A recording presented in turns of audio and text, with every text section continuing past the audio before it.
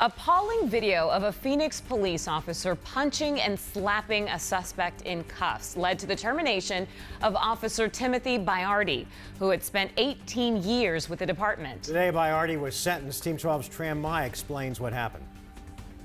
Shocking video of Phoenix police officer Timothy Baiardi seen punching and slapping a suspect in cuffs. The incident was caught on camera in December of 2018.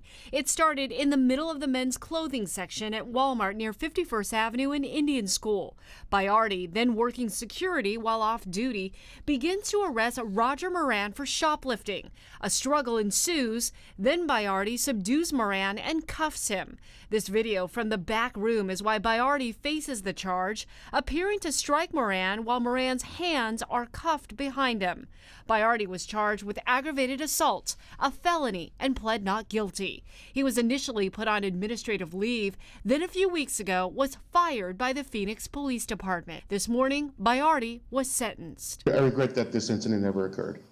My emotions got the best of me on that day, and because of that, it cost me a career. I accept full responsibility for my actions, and I accept for whatever that you decide today. Thank you. His lawyer trying to make one last plea. And 1 second of lapse in judgment and loss of self-control, Officer Baiardi slapped him in the face. He shouldn't have done it. No doubt about it. 1 second lapse of judgment and self-control, he's lost his career. The judge decided Baiardi would get 12 months of unsupervised probation, anger management counseling, restitution, and fines. Tram Mai 12 News.